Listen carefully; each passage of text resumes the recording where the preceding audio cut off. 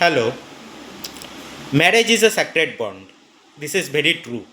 But what happens when this bond turns into a betrayal and ends up with a bloody mess?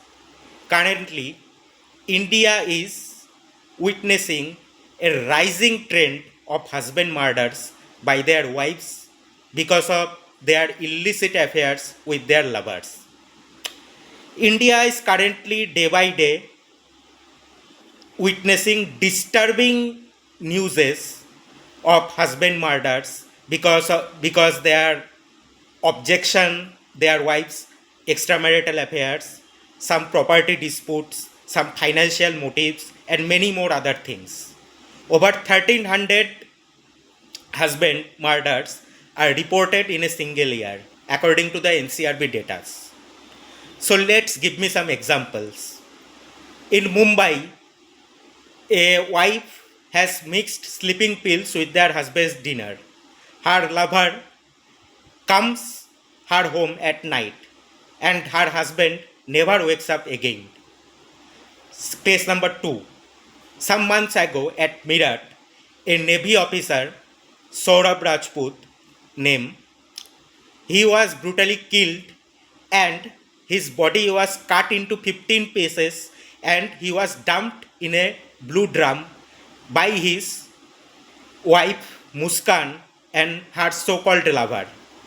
And in the recent case where the husband named Raja Raghuvamshi was brutally killed by his lover's contract killer, her wife's rented contract killers when they were at the time of honeymoon at Meghalaya. See, these all are not the random incidents. They are also involves pre-planned motives, sometimes extramarital affairs, sometimes financial motives, and sometimes both happens.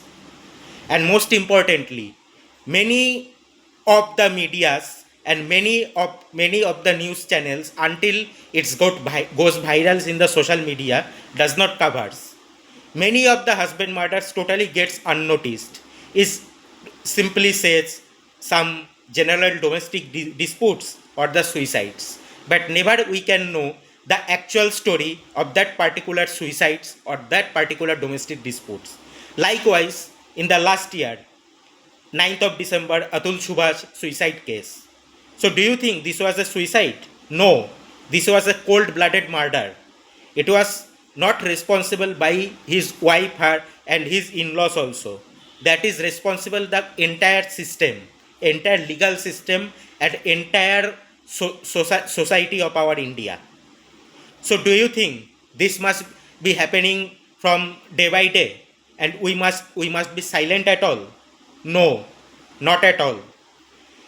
And most importantly, husbands are also facing marital betrayals, but rarely they have no right, or most importantly they have no place to speak about, because they will be judged, they will face societal stigma, or they will be said, just adjust her, just adjust with your wife, just adjust with your family, these all things. Do you think at the same time when the wife or a woman is facing the same things, society would say exactly the same words? No, nothing happens. Then why this kind of biasness in the both in the husband sides? Why this kind of biasness? This is a big question from us. A big question must be asked. See, justice must be for all, because there is a trend that the husband murderer wives and their lover knows that there is no strict legal punishment, so they are doing mercilessly doing husband murders.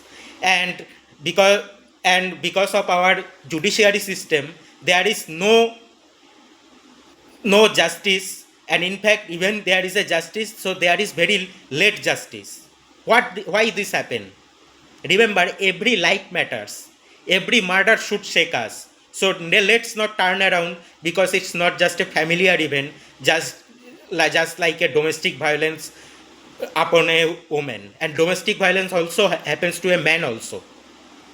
So speak up, raise your awareness against the injustice, nevertheless of your gender. You are a man, you are a woman, just speak up against the violence, just speak up against the injustice. So remember, because being silent is the only way to support the criminal activities, to support the injustice. So rise up, raise your voice, and Jai Hind.